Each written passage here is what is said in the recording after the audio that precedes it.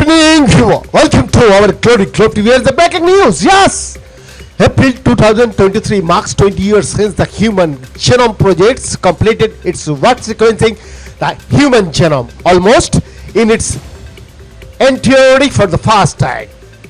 It took 13 years and a global collaborative effort that cost around 3 billion and involved researchers from 20 universities and research centers from the US, UK, France, Germany, Japan and China.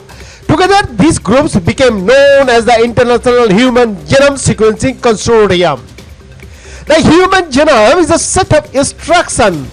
Image National Human Genome Research Institute. A genome, the book of life, is the entire set of genetic information about a person or organism. Mapping an individual's DNA can help scientists to study gene mutation that cause disease, including cancer, and could allow doctors to prescribe personalized precision medicine in future. Magdalena Skipper is a genetist and editor-in-chief of Nature, the scientific journal which published the draft human genome sequence in 2001. Here she explains what the project has taught us about ourselves and how it's developed our understanding of genetics over the past few decades. What is a genome and why is it valuable to our lives? The simplest way to explain it is to think of it as an instruction to build a certain biological entity. These instructions are open to interpretation, which means a genome does not exist in a vacuum. It exists in the context of the environment. Let's compare it to different people reading a poem. A poem is written in a certain way, made up of letters and words, but if you get different people reading that poem, it may provoke different emotions and have may different dynamic. In their analogy, the different people reading it will be the different environmental condition in which that poem of the genome is read out. The genome is a set of instructions and of course it is made up of genes, but there is so much more to a genome beyond the genes. There are instructions on how to read those genes and many other elements which incidentally we are continuing to explore and understand its full meaning and full functionality.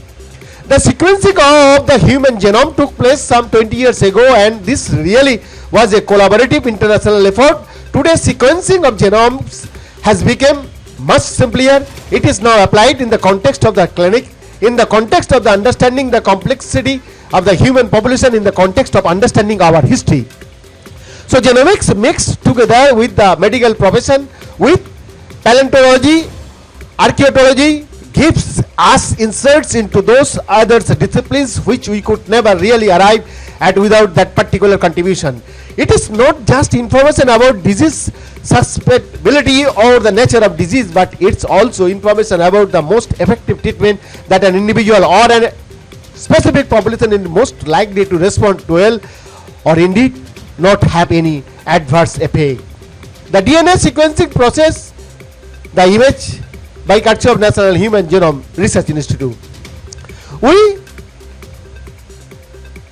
understand aspects of genetics. We all have relatives, parents, perhaps children, siblings. We know we are similar to members of our family and different from others, and of course the reason for it lies in our genes. The fact that we share our genetic information with our family members and yet it is discipline which is often misunderstood, for example under the guise of genetic determination. It has been fascinating to watch how with the availability of the human genome and the genomic information for other organisms we have begun to chart the map that defines us as a biological entity and other biological entities around us. It is fascinating that more than 2 decades since the first human genome sequence we have learned an enormous about ourselves and that book of life as it's sometimes referred to. The more we learn from it, the more we realize that the issue is extremely complex. Our genetics unfolds in the context of the environment, and it's that interaction between our genetics and our environment which is incredibly complex. For example, whether we develop certain disease, let's say certain types of cancer, is indeed a combination of our genetics but also our environmental exposure. But our habits, yes, what we eat, how we behave, and what we think, and what we perhaps hazardous material we come across. Ben the report, Glory Globe TV, Delhi, India.